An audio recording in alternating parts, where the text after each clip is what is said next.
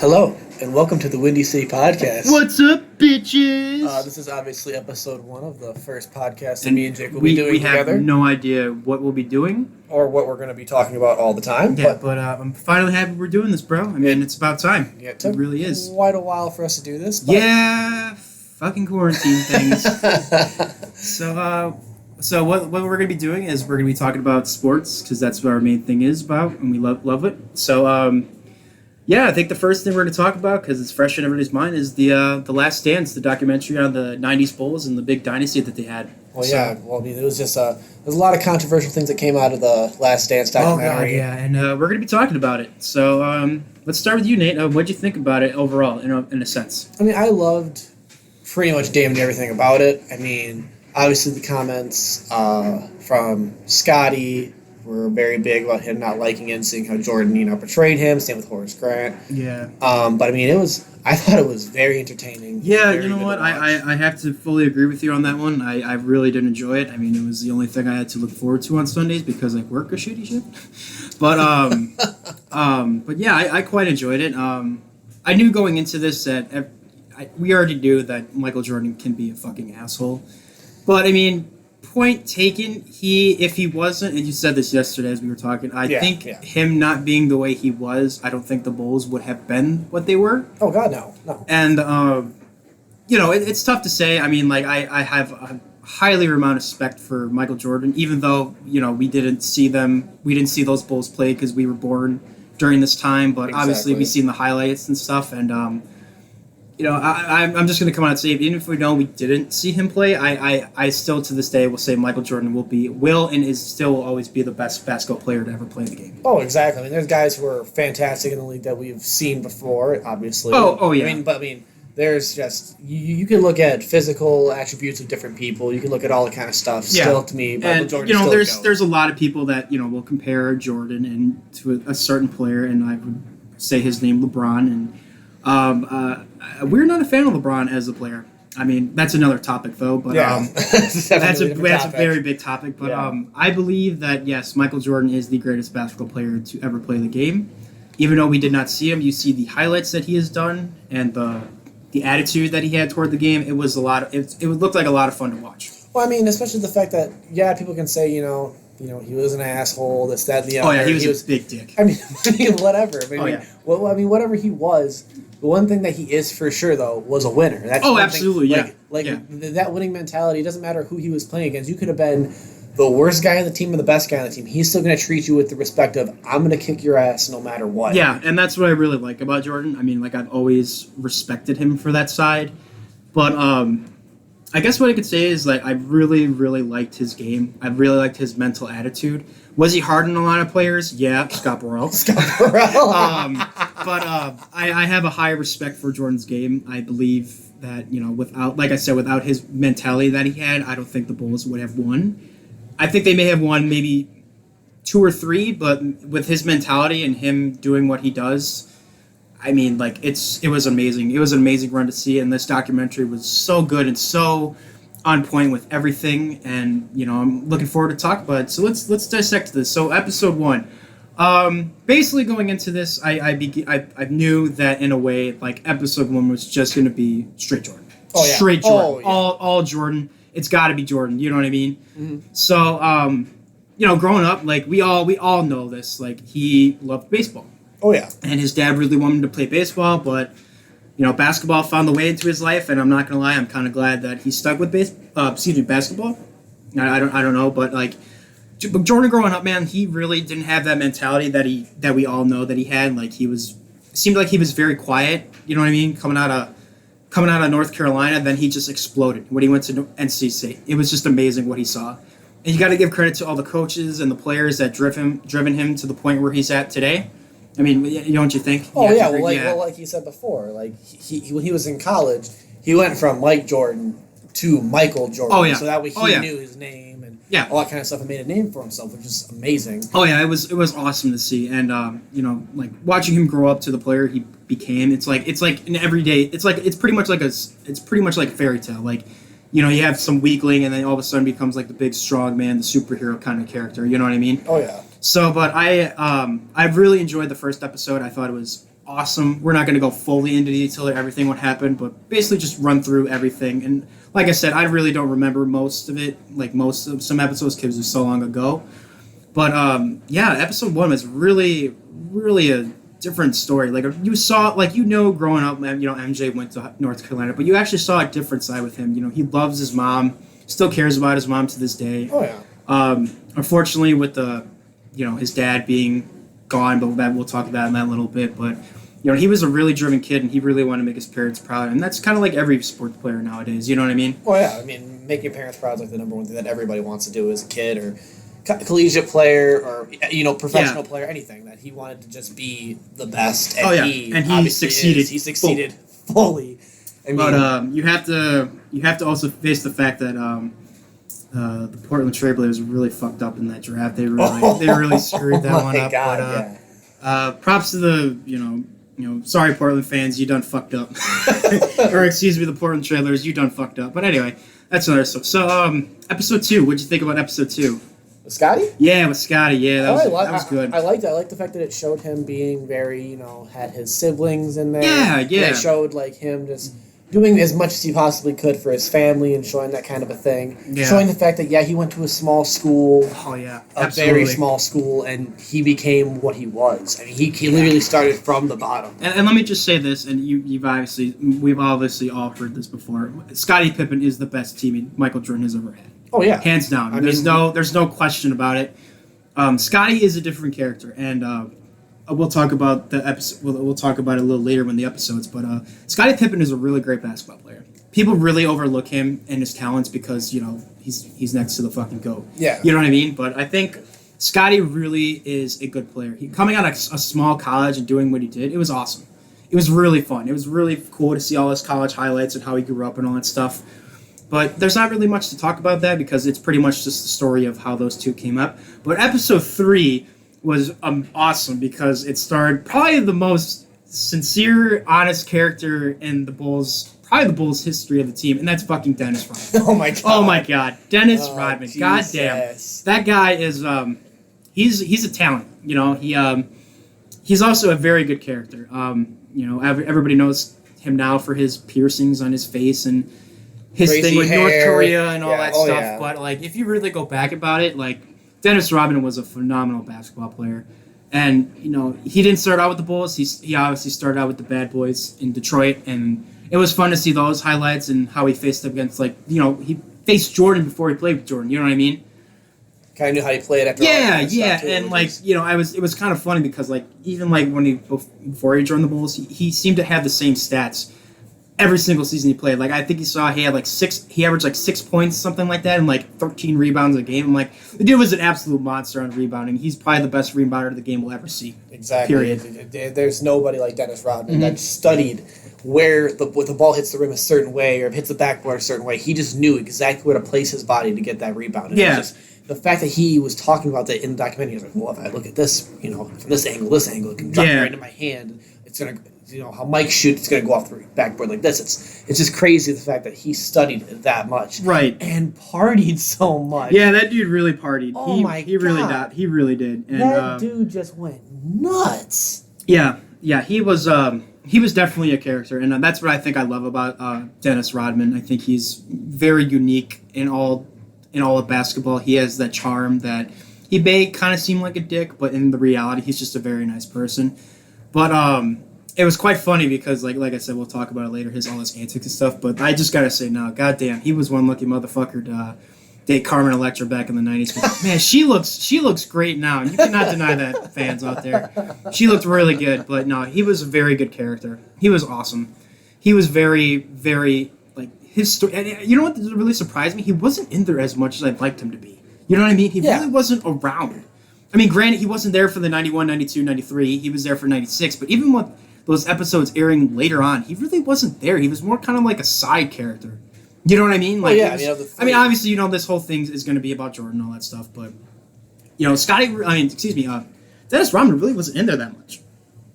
I gotta say about Dennis Rodman, I want to give one quick, just complete shout out to just understanding. They even said in The Last Dance too that just the fact that Michael and Phil Jackson together, Jerry Krause never got involved when it came to Dennis Rodman going out and taking care of anything in Vegas or anything that. We'll talk about that towards the end. I'm just saying, that's crazy. Just the management of just the coach and then Michael himself taking care of that. That's crazy. Yeah. I mean, if this happened now with Twitter and all that stuff, he wouldn't make it in the league. He would not make it in the league with all the social media nowadays. But it's quite funny that you mentioned that because it was just amazing that you learned about, during these times, the 90s Bulls, they had all these cameras following them. I didn't even know that. I really did. I didn't know what to expect. I thought it would just be interviewing all the players, and obviously, most of the players weren't in there from the teams, but I thought it'd just be showing the game highlights and then the players talking about the games and stuff. But you went through everything in that motion. You saw everything in the locker room, and you saw every swear word and every argument that they had, and every just battling and just practices. It was just a really fun treat to have, and that was kind of unexpected for me. I really did not see that coming at all. At all. I didn't see that at all either. But I would also mention one more thing too.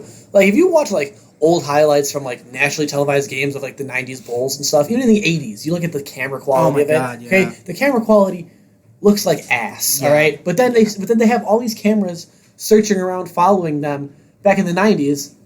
They look freaking perfect. I understand there's more technology now, evolves. But I'm just saying, damn. Yeah, and I like to also give a shout out to the 80s Bulls. I mean, obviously, they weren't really the Bulls that we all know and love today, but you got to give a lot of credit to them because I feel like losing, not really losing, but not winning championships in the 80s really kind of what's the word I'm looking for? Probably jolted Mike's spirit. You know what I mean? He just really wanted to win. And shout out to Doug Collins too, man. He was a great coach, and Jordan had a lot of respect for him too, and he's still with the organization today. So we got to give a big shout out to Doug Collins, But episode 4, this is where we meet. We meet Phil. We start hearing the Phil Jackson story. No idea what he was doing before the Bulls. No idea. I thought he might. Like I said, we were born during the 90s, so you learn about his demeanor and all that stuff, and he coached overseas. I can't recall which team it was, but he coached overseas in the beginning. I had no idea about that. It was just truly an awesome, and let me just say this right now, Phil Jackson is the best basketball coach of all time. I don't give a shit if he had Jordan, Pippen, Rodman all together. The way even when Jordan retired, and we'll get to that a little bit, he still had those teams in the playoffs. You got to give him a lot of credit for that. Oh yeah, you really do. Phil Jackson is just overall just. Yeah, he was incredible. If you have the monument with all the presidents on there, it'd be Michael, Scotty, probably Dennis, and then Phil Jackson on the end because he really was the guy that put this team together and all that. So I gotta give a lot of credit to him. He really, even with all the bullshit drama, the front office and stuff, he really held his own, and he coached the best basketball team in the 90s and probably ever. That was actually a great point that you brought up the front office, because I just want to say I understand that a lot of people who saw The Last Dance and it showed Jerry Krause being this little midget prick the entire time, and he is a midget. Yeah, he was very short, but I do want to say one thing for sure though. Jerry Krause did get the players. Yeah, you have to. Have to give Jerry Krause the credit for that. He really did put these teams together. Oh, and I did see comments on social media saying Jerry Krause was a dick. He may have been a dick for what he said, and like I said, we'll talk about that a little later. But he really did build those teams. He didn't get. I don't think he drafted Jordan. No, he did not draft Jordan. He did get Scotty. He got Scotty. And he hired Phil Jackson. And he got Dennis Rodman over here, and he had all those other players, Horace Grant, all those guys. Especially because people... Scott Burrell. But people also thought that the whole Dennis Rodman thing was going to blow up in their face. Oh, God, yeah. Because just him being a bad boy and all that kind of shit, too. Because they thought he was going to go off the And the funny thing is, though, you really didn't hear from Krause's camp or, the Reinsdorf camp about the Rodman situation. It was very weird. I don't know if, I think really, in all honesty, I think Phil had that much power in his players. With his players, I should say. Phil knows what's up. Phil knows these characters. He's coached with them for a little bit. When Dennis Rodman came, that was a whole different story. But I think Phil really trusted his players. And, we saw in later episodes that, he left. Dennis Rodman didn't show for practice. He was out doing things, probably doing Cameron Electra. But he really Dennis Rodman really showed up to games, though. He really put his heart on. So even though that motherfucker looked tired every single day, he really came out and played his heart out. Oh, and by the way, Bulls, you need to retire 91. 91 needs to go up in the rafters. Yes, you need it to retire does. 91. Oh my god. He was a big part of that 90s run. I don't give a shit. You have to hang that 91 in the rafters forever. Yeah, because there's not going to be another rebounder or character like him in the NBA. There's never going to be another Dennis Rodman. So episode 5, it brings up the how Jordan got his brand, his shoes. The fact he wanted to go with Adidas, and I guarantee Adidas wished they would have given him a better Adidas deal. is probably like taking like, fuck, we really messed up on that one. Someone just took it right in their Yeah, fudge pipe. Jesus. But you know what's really interesting to me is Converse was the basketball shoe back then. I did not know that. I didn't know that. I either. didn't Just know that. Larry I was like, Bird what and the everybody just fuck? going all over Converse. Yeah, Bird had one. I believe Magic had a shoe. It was just. And no offense to Converse, but man, I mean, like, I was like, whoa, that was damn, like. I did not know that. Yeah, That's that was really crazy. fucking really interesting to know. I was like, damn, that is really. Because you think basketball shoes, you think Nike. Do you think Nike when you think basketball shoes? I do too. I think Nike or and Air Adidas. Jordan. Nike or Adidas, yeah. Strictly Jordans. Yeah. Nike. Yeah, That's it. exactly. I mean, like, there's Adidas basketball shoes out there, but like, when you hear basketball shoes, you think Jordans. That's it.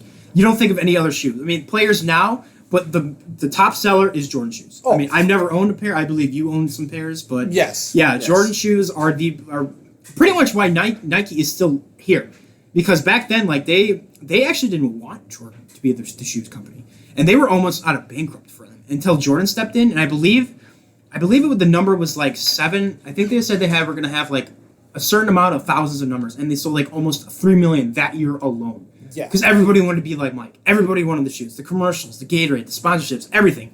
And those shoes were a big part of the culture in basketball, especially because now kids are growing up. You know, like you yourself, you own a pair of Jordans. Like I really personally don't care for them, but every kid you know would probably own a pair of Jordans in their lifetime, or will eventually. Yeah, a pair of Jordans, or they'd even go off of any like branch like of different players or this kind of thing. It's like Michael Jordan with his shoes, whether it's Air Forces or any of the ones he had, just the fact that him alone with Nike made this brand as big as it is, helped other players now extend that whole shoe game. Yeah. And it's crazy how fast it blew up. Yeah, the little swoosh logo for Nike, that should be like it's the Nike logo, but that Jordan pose on the back of his shoes or whatever, that it's like when you see Mickey Mouse and Disney, you see Mickey Mouse, you think Disney. It's like Warner Brothers, you see Bugs Bunny, you think Warner Brothers. You see Nike, you think Michael Jordan, hands down. Hands down. There's not a doubt. No. But anyway, so the next one for that same episode is the Dream Team. You wanna take that one over real quick, because that was a big.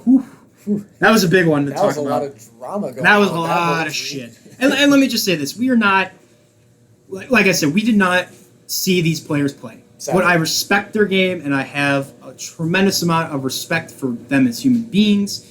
But the main focal point of the Dream Team, and the one player I really want to talk about, is of course Isaiah Thomas. Yes, the fact that, I mean, people can say what they want. I mean, obviously Michael Jordan, was talking about the Dream Team, and he said that he didn't say anything negative about Isaiah, saying that he didn't want him on the team and all kind of stuff. And then Isaiah, of course, was interviewed for this, and like I fully loved his interviews. I thought he was a great talker, but he honestly blamed Jordan solely for him not being on the Dream Team. But then again, they also had players like Magic and Bird, and I can't remember which player said it, but they said like, Jordan was of course part of the Dream Team, but he was not the focal point of Isaiah not being on the team. They all said themselves that they didn't want Isaiah Thomas on the team because of the way he played. Yeah, I mean, it was just hands down the way he played. That's exactly what people were saying. Yeah, and like I said, I have a tremendous amount of respect for games, but in the Olympics, I really don't think you can like start swinging, throwing fucking punches at people. You know what I mean? Well, it's not even just that. I mean, obviously you can't, deck somebody or fucking shove somebody in the Olympics. But they're also bringing up the fact that Jordan said it too. I don't remember exactly who else said it. Exactly. We're sorry. Like it's been a couple weeks, but like we're trying to remember the big focal points of this. But one thing that someone said was it's not like Isaiah Thomas only had beef with Jordan. Yeah, no. It wasn't just Jordan. So it's like. But of course, but Jordan was the main guy in the 90s. Everybody was, especially during like the early 90s, the rivalry, the Bad Boys versus the Bulls. It got really fucking really, really violent, man. Like you see players choking each other, like going up for dunks, pushing on the ground, punching each other, and just serious. Yeah, it was just a big fucking mess. And like I said, Isaiah Thomas has a great game. He's a champion. You all know that. He has his number retired by the Pistons, but I really don't think if he went on the Dream Team, I really don't think he would have clashed well with the others. Not just Jordan, everybody else. Well, I mean, because everybody else played their game differently. Yeah, you know what I mean? Oh, yeah, exactly. But I mean, still, would the Dream Team still be really, really good? And would they still would have won gold? Yeah. No, yeah, absolutely. I do feel like if Isaiah Thomas was on that team, they still would have won gold. It didn't matter. Didn't matter. They had Bird, Johnson, Magic. Jordan. All those guys. They were ready to just explode. Like those guys. I mean, and then again, this I think the early '90s. It was the ladder of Larry Bird's career. He was drafted in the '70s, and Magic unfortunately had his run with the horrible disease AIDS, but. When Magic came back, it was great. But then, it was just the culture, the team chemistry that they had. Because, you watched it and you see, behind the scenes, with all the photo shoots. They had a great time. And I really don't think Isaiah Thomas would have meshed well with them. I really don't. Can we just, really quick, yeah, just watching the interviews and the cameras catching everything, yeah, all that kind of stuff. Mm-hmm. I've grown up knowing that Michael Jordan and Charles Barkley have never been friends. Yeah, they have never been friends. And next thing you know, you see them being buddies, hitting each other, joking around and stuff. Yeah. Granted, Charles did recently come out. This is completely off topic. Yeah, but it's fine. It's talking about Jordan's. Yeah, but he did come off, saying, the reason why me and Jordan aren't really, we don't think we're going to build that bond back. Even though Charles did admittedly say he would love to be friends with Jordan again. But, he did say some things about, Jordan running the team. About Jordan. Charlotte, I'm not gonna lie.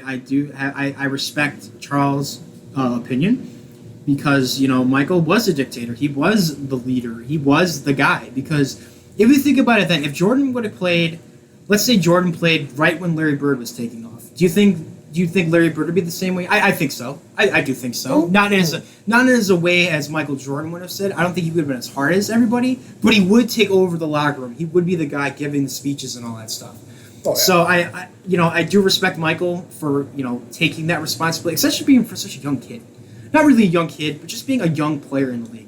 Helping, pretty much showing the old timers what it's still like to play basketball. And that's not taking away from Magic or Bird. They still played great basketball in the latter of their careers. But when Michael came out, he was the guy. Everybody wanted to be like Jordan. Everybody. Oh yeah. Everybody wanted to be like Jordan, and everybody talked about it. You see everybody in back in the '90s. People be like Patrick Ewing. Who you think he would be talked about in the '90s? No, because he would. But if there was no Michael Jordan, yeah. Just saying. I'm just saying. If there was no Michael Jordan, there would be a lot more. If you were to ask somebody in the '90s, if Michael Jordan wasn't playing, who would you say the best player was? Probably Patrick Ewing, probably Charles Barkley, and then maybe towards the latter end of the 1990s, I would say Allen Iverson or probably Kobe Bryant. Kobe Bryant, probably. But I have to respect that. And I do hope their friendship does prevail because Charles Barkley is just a funny fucking guy. My God. That's just terrible. That's another topic anyway. But yeah, the Dream Team. My God, it was so fun to see those highlights and the way they just dominated players that played overseas. It was just unbelievable. And no offense to the players that played overseas, they had no match. They did. Oh my God. They did not. There is no fucking way they would beat those guys. There is no way that. Like I said, even with Magic and Bird in their latter of their careers, there's still no way. Because Michael Jordan, and I believe Patrick Ewing too, was on that team, but I believe he was on the bench, but that's fine. So, episode, what is it? Episode 6. That's where the really drama starts coming in with the book. You want to give your opinion on that one? I actually own this book. Have I read it? Do you really? I have it. I did not know that. Did I read it? Wow. No, because I found it in the thrift store. Wow, what a great story. Great story. Knowledge is power, kids. But now that I know, because I obviously now maybe you should fucking read it. Now maybe you should read it. I can't read, but it's fine. Yeah. I can, but anyway. No, you can't. Whatever. Anyway, the book by Sam Smith that told a lot of the drama. Yeah. That obviously, everybody was hearing about it through The Last Dance, and back then, when people read that book and saw it, exactly. It made people, raise eyebrows about, about. It pissed a lot of people off. It made a lot of people off, and I feel like they didn't mention it, but I feel like a lot of parents were probably pissed off too, because you really want your kid to idolize a douche. And I'm not calling Jordan a douche. I'm just saying, do you want your kid to be like that, talking crap to everybody? Well, because the book made Jordan look straight up like an ass. It did. It just made him look like an ass. And I feel like and this is nothing to take away from the previous episodes. I feel like for me, this is where the episodes or this documentary really started getting good, in my opinion. Because obviously, with the success that they had, there's got to be drama. There's always got to be fucking drama. Anywhere or everywhere. No matter where you go, no matter where success is, drama always leads its way back into it. Just because it's just. I know, honestly, if that book didn't have come out, I don't think it would have drove them to being what they did in '93, because the book came out in '93. Yeah. So, I mean, it wouldn't, it probably really lit a fire under Jordan's ass. It really did. I'll say, one thing that he wanted to show was he did say that he wanted to prove to you. Okay. Oh, yeah, absolutely. You ass? All right, I'll make sure you know. I mean, before that, he already won 2 championships, so what else do you have to prove? Oh, fuck it, I'm going to go win a third one. Exactly. So, good for him, but, unfortunately, it's come to the terms, now that we know that, since the documentary is sadly over, that Horace Grant and Jordan's relationship has been very sour the last couple of weeks. Yeah, the last couple of weeks. Probably for a long time, but they just become, at least Horace Grant's side, he's been hiding it, probably. Well, because Horace did come out and say that I didn't do it. Exactly. Straight up, I didn't do it. That's bullshit. And you have to respect Sam Smith. He's a very good writer. I don't know if he still writes, but he writes for the Bulls, I still believe, or he did when I grew up watching them. But he was. I heard the book was very well received and very, very well known in the Chicago area, obviously. But I don't think Jordan should put the fully blame on Horace Grant for what he did, because if you saw those highlights, Horace Grant was a great player. He was a great player. Unfortunately, things didn't work out with him, and he left. I think he signed with the Magic. Yeah, he signed with the Magic. But you really wish something like that could have been great. Let's just say, because I believe, watching those highlights, I believe before Dennis Rodman came, the big three was probably Jordan, Pippen, and Horace Grant. That's it. That's all you could say. But unfortunately, it soured and all that stuff. So, but it was very sad to see, and it's very sad to hear, because you think about this, these guys won 3 championships together, and they're not friends. They're not friends. Well, maybe they are friends, but they're on bad terms. They're on very bad terms. It's just a terrible feeling. But yeah, I feel like for this, I don't know about you, how you feel about this. Do you feel like after all the drama came out, do you feel okay, this is actually starting to get really good? Not to say all the episodes beforehand were bad, but I feel like drama always brings the best out of people, and obviously we'll point that out in later. But I mean, I feel like after this episode, things really took off, and it just got better and better and better. Well, it showed. I mean, I personally think that it got a lot better with that episode. Yeah. But I think it started to show Jordan slowly started to think this whole be like Mike thing was getting kind of old. If you actually Dude, absolutely, because it was getting to the point where it was all right, I'm getting watched all the damn time. I'm getting followed. Everything's going crazy. It's pretty much now with that TMZ fucking bullshit. I feel like Jordan was the guy. He was the one. Cameras were everywhere, literally everywhere. Turn a corner, there. Open up your hotel door room, boom, cameras right there. So I don't blame Jordan for being how he was to the media. I mean, obviously, look like he was a professional, but in the same time, he just did not give a fuck about the media, and I don't blame him. And that kind of leads us to the next episode, episode 7, which is probably the saddest episode. It's the story of when his dad died. Well, yeah. So how did you feel about that? I kind of knew, I knew about his dad being killed. Obviously, I couldn't remember how he was killed. Now I remember watching it. He was shot, but I did not know he was missing for 3 weeks. Fucking but I did not know that he went missing. That's something I didn't know. Yeah, that is scary. That is terrifying. I mean, obviously, being Jordan's dad, Jordan cared because obviously it's his father, everybody freaking out. Yeah. But I mean, try to imagine being the greatest player ever, even at that time. Yeah, even at that time. Yeah, even at that time. 3 championships. Okay, he's gone. Yeah. And when I heard that people were thinking that the whole Jordan gambling thing. Yeah, I was just gonna get into that. Fuck you if you thought that. I mean, fuck you. That sounds like some TMZ bullshit, right? That is TMZ bullshit. I do not blame Jordan for being mad. Obviously, he played really good. But I was just going to get into that topic. Fuck you if you think that Jordan's gambling problem was the cause of that. No, it was not. That's complete There was garbage. no way. And I'm sorry, if me and you were fucking rich, Nathan, would you not be out, let's say, betting on horses and all that shit? Oh. You got the money. It's your money. You do what you want with it. Who gives a shit? Let's be completely frank here. I've bet on horses already in my life. Yeah, I don't have money. We go to the casino every now and again. We fucking suck, but we don't have money like Jordan does. But I mean, like, you cannot blame his addiction. I mean, yeah, okay, I could see it because maybe, he got tied up with, let's say, the mob or something, but I highly doubt that Jordan was that stupid to do that. I mean, the whole Atlantic City thing, he was gone until like 2:30 in the morning, and then people were prodding him, and he still played the next game. Like, who gives a shit? I mean, plus all of his bets were people that he knew. It's like his exactly. He was betting like players like $100 on the golf course, or making shots on the court. It's just like, give me a fucking break, and it's just. And it was really kind of like a tear-jerking moment to see, like, with the 93 season, that was his last season, with his first retirement happening. You know what I mean? Yeah. And it was sad to see, and it was great to see that he won, because I felt like it was for his dad. But at the same time, it was also heart-wrenching to see, like, afterwards, because he was there for the previous two. He was there all the way. He was there supporting him every game for the finals and the championships. But, like, to see him, like, you see the pictures of him on the floor, like, holding the basketball, I believe it was a trophy. That hits you hard, because, your dad's been there every single step of the way for what career choose and all that shit, and he's just gone. He's just gone in an instant. And it was terrible to see, and I actually got a little teary-eyed watching that, because, you're witnessing the GOAT, and it's like, he's still a kid at heart. You think your parents are going to live forever, but, unfortunately they don't. Plus, yeah, because, watching Jordan get that emotional, obviously when it was for his first championship, his dad saw him. Yeah. Second championship, dad saw him. When you have that moment where you do the greatest thing you could possibly do, which is win a championship, and you do that. Okay. Yep. And you see, because I've idolized Michael Jordan my entire life. Yeah, I'm not good at basketball, but I respect him. But I see what you mean. But I'm saying, when you see, like, a hero, I mean, like, and I'm not saying, he's like whatever, but he's like a sports Superman. hero. He's a real human being. Yeah, he's like a real Superman, human being. Batman. You call them heroes and what they're characters. They're characters in, like, a comic book, a movie, a show, video game, whatever. Jordan's real. Jordan is real. Like, you see him, like, doing what he does. He is like a Superman on the court. Freakish ability, freakish strength, everything. Motherfucker can probably jump from building to building like Superman. But, I mean... But in that moment, you realize that he's human. He's human.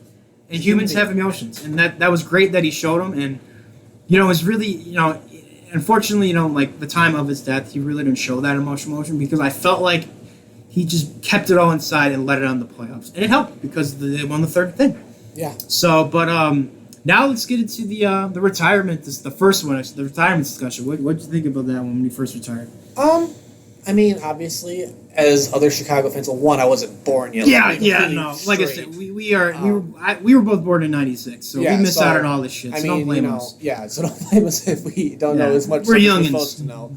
But I will say that just watching The Last Dance and seeing it, I understand why he retired. Yeah. Oh my God, I did too. I'm gonna let you just talk about your feelings, and I'll let you know about mine. I get it. Like, get away from the game of basketball. Yep. Doing something that him and his dad had talked about, like, his entire life, saying he wants. Him and his brothers all said, we all want to be professional baseball players. Yeah. Even growing up, he wanted to be baseball player. Yeah, absolutely. Even as kids. So, I mean, to do that, and I mean, obviously, you can thank Reinsdorf for that, because it was obviously, with the White Sox and all that kind of stuff. And, so, I mean, but I got to give it some solid credit to Jordan, because when he first came, I think I said, like, first 12 or 18 games? I think it was 13. I believe it was 13 games. I think so, yeah. Yeah, it was in double digits, I know that. Yeah, it was in double-digit games where he just was on a hitting streak, and he was I think he hit 13, I think he hit not a home run, but he hit a ball every 13 straight games. Like, yeah. That's pretty goddamn impressive. And, I just like to point out, I don't know if I'm going to go, like, monologuing this, but I do not blame Jordan for his first retirement. I don't. No. Because you proved yourself to the world that you won 3 championships with one team. That's great. Your father dies, okay, you're done. And you saw it in the 93 finals, like, game after game after game. He was just beating the shit out of him. Shit out of him. And I can't recall what game it was, but you see Jordan, I think it was the last game of the 93 season final, and you just see him limping out into the hallway, into the locker room. Limping. And this guy's in his late 20s. Limping. Because he sacrificed himself for everything on the court. And that's what I give Jordan a lot of credit for. He sacrificed his whole body out there. And I don't blame him for leaving. I don't blame him for retiring. Because, your dad died, all that stuff. It's very tragic, yes. But I honestly think it was also the media. It was the media that pretty much drove him away from basketball. Oh, it pushed him right out. It pushed him right out. And, I mean, like I said, I don't blame him for leaving. When he came back, that was awesome. But When he first left, he went on the top of his game. Top of his game. Everybody was the fucking like the endorsements, everything. He was an icon. He was the biggest icon in probably the world at that time. If you really think about it. Granted. So yeah, him retiring and going to play baseball for that year? I believe so. I believe it was a year. Yeah. Playing 93, 94. No, it was a year and a half, 18 months. Well, because it came back in 95. Yeah. Okay. So 95. For 18 months. Okay. Yeah. Greatest player of all time quits basketball. Yep. Okay. Goes plays baseball for 18 months, year and a half, whatever. Yeah, sure. Numbers. Fuck it. Yeah.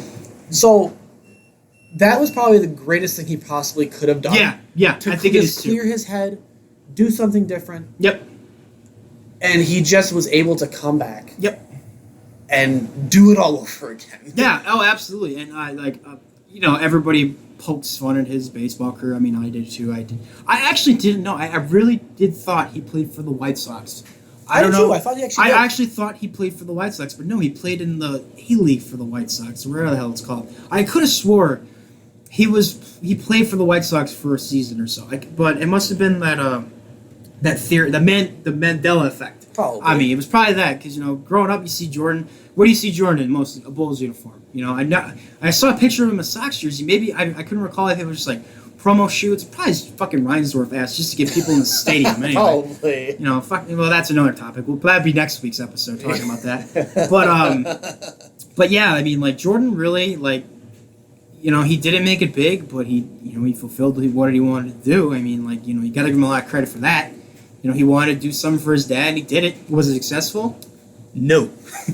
It was not. Not as successful. Okay, let me rephrase that. It was successful in the is it AAA or something like AA? I can't remember. AAA, yeah. It was successful in there because, like you said, he did have I think it was the 13 games he had a hit in every game in 13 straight games. But after that, he wasn't built for baseball. His body wasn't built for baseball. It was a basketball body. I mean, true, but I mean, his trainer did tell him you're going to destroy your basketball body to play baseball. Yeah. And he said, I'm going to do what I have to do. Exactly. To be the best. That's where I give Jordan a lot of credit. He does whatever the fuck he wants, and give me a lot of credit for that.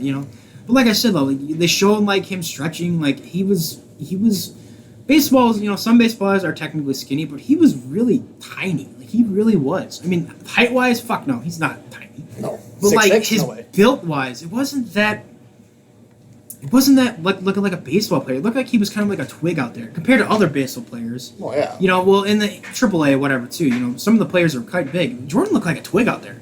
You really think about it. He looked like a stick holding the bat. I'm like, but you got to give him a lot of credit. And he did transform, in somewhat way or form, and he did work on his hitting and all that stuff. You saw it. It was a really cool thing to see, and you got to have applaud for that. If I remember correctly, they said that his batting average at the end of that season was 202. I think it was actually like 250 something. I want to say it's in the 200s. It's in the 200s. I know it's in the 200s. I don't know why the number 202 comes to my mind. I don't know. Like I could be wrong about that. Yeah, so don't quote my we're ass. idiots. We don't fucking listen to us. Actually, listen to us. But anyway, I mean, yeah, Jordan. Yeah, he really set himself out to do what he wanted to do. He played basketball, got 3 rings, retired for his dad. For his dad, people plays baseball for his dad, and then he comes back.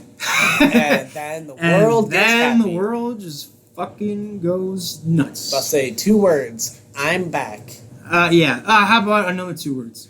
Space Jam. Oh, Space Jam. The fact that he had his own Oh court my god, yeah. made for him. A full court, by the way, if you've not seen the documentary, in which you should, because it's amazing. Yeah, watch it. Yeah, please. Also, the fact he had a full court to himself. Yep. Okay. And did he bring in was it 18 different players this time? I want to say he brought in professional basketball players. This is the guy that was 18 months out of basketball, and he brings in, I think, Patrick Ewing, Charles Barkley. I think Rodman was there. I want to say Pippen too. I can't remember. Was Muggsy in there? I don't think so. Well, Muggsy was in the movie. Of course, Muggsy was in the movie. Everybody remember Muggsy. But he brought in all these players that had been playing for the 18 months he was away, and he's playing against these guys. He's just fucking kicking their ass. Well, man. plus he even said he was studying their game. He was yeah. He literally said, "All right, old man comes in, all these young guys come in. Exactly. I watch their game, and now I know how they play." Yeah, and you gotta. I mean, oh my god, you're gonna go fucking Patrick Ewing when you come back from 18 months out of the game. Lo and behold, he never won a championship, but he Jordan's one of the best basketball players in the world. Top 50, probably in my book. But I mean, he comes back and he just dominates. Dominates in a practice games. This guy would literally. Let me just say this right now. We both love the movie Space Jam. You can say whatever the fuck you want about it. It's cheesy 90s it's cheesy acting as hell. And it also came from a commercial with Bugs Bunny. If you don't know this, which you obviously should if you grew up in the 90s. But I mean, this guy literally made this movie. He said himself, people, made this movie to get back in basketball shape. That is fucking badass. That is the shit. That is amazing. Because you have a guy, 18 months playing whatever, but 18 months while he was away, he still watched the game. Even in AAA, they had a locker room primarily set on Bulls games while he was away, while they were in the playoffs. I mean, he was, like you said, he was studying the game still. So he never technically went away. He was still here. Mentally, he was still there. But physically, his body was Fuck no. That's why he came back. And, I mean, when he came, I don't care what he said about the movie. And I was kind of a little bummed out they really didn't talk about the movie that much. But that's another topic anyway. But fucking Space Jam is so good. I don't care what anybody says. It's like I feel like it's a cult movie now. You gotta love you mean like you grew up watching this. You knew the characters, the Looney Tunes. You know the story. It was kind of ridiculous, but there's so many goddamn good catchphrases in there. Like he's fixing a divot. Like shit like that, and the Ducks, shit like that. It just makes you put a smile on your face. And then, of course, you have the greatest fucking basketball player come back. Oh, Bill Murray, by the way. Yeah, I'm talking about Bill Murray, people. Do not forget about You can't forget Big Bill fucking Murray in that movie. He is the one that set up, he's the one that set up the play for Michael Jordan to win against the Monstars. But just remember, guys, whoa. Yeah, Bill Murray don't play defense. I don't play defense. Yeah. So, Mike, I'm open. Never mind. But yeah, it's such a cultural movie because back in the day, like Jordan was making the commercials. It was obviously for the shoes, but then it was for McDonald's and all that other corporate crap. And they're like, let's just make a fucking movie. And the guy's like, yeah. I mean, let's be honest though, Jordan's not an actor. I'll give him that. Jordan is not the best actor in the world, but the way he reacts to the things. It's just a fun movie. You should really watch it if you have not seen it because it's so 90s. And let me just say this right now. I don't know if you agree with me about this. It has the best fucking soundtrack to a movie ever, in my opinion. Good. It's pretty great, except for the R. Kelly song's pretty good, but that's another topic. I'm not talking about him. Yeah, fuck him. Anyway, but I mean, one thing for sure though. Yeah, go ahead. If you haven't seen Space Jam, watch it. Get the hell off under the fucking rock you're living in. And do something. Yeah, and let me just say, this is another topic we can talk about. Please, if you have not seen the original, please do before you go see the new one coming out next year with LeBron James. That's another topic, but please, it's probably not going to have anything to do possibly with the 90s movie, but please, if you have not seen the 90s, please go see it before the new one comes out.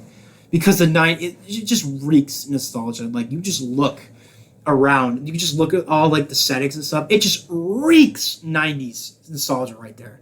And it's just a really fun movie. And to say what he had to say about like I pretty much made the movie to come back. That's fucking badass. I'm sorry, that is bad. I don't give a shit if you didn't like the movie. I didn't give a shit if he wasn't a well-trained actor.